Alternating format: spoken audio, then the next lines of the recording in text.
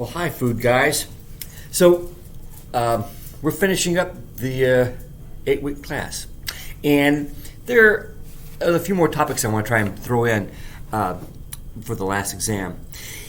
So, we've been talking about metabolism and been talking about the kidneys. And we actually have an interesting topic that ties a number of these things in together. And specifically, it is diabetes. And it's kind of neat how it ties a bunch of the ideas we've been talking about, from the metabolic pathways to nutrition to kidney function, actually all tied into this story. So diabetes has to do with the body's ability to extract glucose from the blood. And this is known as not surprisingly, the blood glucose level, or blood glucose.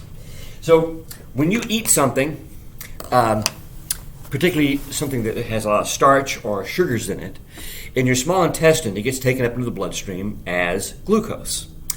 The muscle cells then are able to take the glucose out of the blood, or the liver can store it in various ways of pulling the glucose out of the blood and use it for energy or storage. So, as we've been talking about with taking things into cells, it's not really very easy because the cell's covered in this thing called the plasma membrane, which doesn't allow molecules that have a charge, like glucose, like amino acids, like all kinds of things, to pass through. The only thing that can get into the cell by diffusion are carbon dioxide, oxygen, and water. And steroid hormones and things like that can as well, but in terms of what we're talking about, that's not all that critical. The ability to take up nutrients, pretty much amino acids, glucose, all these different kinds of things, require a whole specialized set of proteins in the membrane that can take these things up, these little transporters. And what that means is the cells have to respond to increased levels of blood glucose by putting into the membranes these glucose transporters. So blood glucose can start to go up. And when it does, it triggers the release of the hormone called insulin. So insulin is released by the pancreas in response to an increase in blood glucose. So, blood glucose goes up and insulin comes right on up as well. What we're trying to do is maintain a steady state of blood glucose. Your blood glucose level should be around 100 milligrams per deciliter, which is actually a really weird unit, but that's what they use. So, 100 milligrams per deciliter. Now, one thing is that people talk about having low blood glucose. It is not consistent with life, is a way of saying, to have a blood glucose level that is below 70 milligrams per deciliter. You go below 70 and you go into what's called a diabetic coma. Not good. Now, so we can just make sort of a boundary here. Below 70, not good. Now, the blood glucose level can start to go up, and while it doesn't kill you, it actually can have some issues that have sort of long-term consequences in terms of overall health. So generally, if your blood glucose is probably above 125, 150, that starts to get to be a little high. And so what we're going to try and do is think about the systems that are keeping us right around this sweet spot.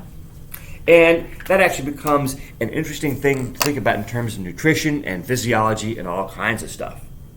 So let's first talk a little bit about diabetes as a disease, and then we'll talk about some of the consequences of it and some nutrition aspects that it gets us into. So, all right. One of the things that can happen with individuals is, particularly with kids, it'll happen sometimes in early teens, in childhood, even before teens, up until you're probably 20 or so. You can have a really strong immune response. Often you get the flu. And the body's immune response is supposed to be targeted to foreign things like flu viruses, bacteria, stuff like that. But the immune system is not perfect, and in some individuals it can get cranked up and actually begin to attack the body, which is called an autoimmune disease. And there's a whole range of autoimmune diseases, everything from arthritis to celiac disease to lots of different things that are autoimmune. But specifically, the body can begin to target the cells in the pancreas. It's a collection of cells known as the islet cells in the pancreas. And these are the only cells in the body that produce insulin. And what can happen is you begin to actually have an autoimmune condition in which your body is beginning to ablate or destroy the islet cells. And over a period of a few weeks to a month, your body, or a couple of months, your body begins to slowly lose the ability to produce insulin. And because this happens generally in the early in the early stages of life, this is known as juvenile onset diabetes. It's also known as type 1 diabetes. So type 1 diabetes is, or juvenile onset, is a loss of the insulin producing cells. We'll get to type 2 here in a little bit. Now, what begins to happen is a teenager will have maybe a bout of the flu or something like this, and then in the next few months they begin to exhibit the symptoms of diabetes. Now, the symptoms of diabetes are pretty interesting in terms of how we can tie them into the physiology. You end up being pretty tired. Hello. Is that how you spell tired? I can't. Hi. Hi.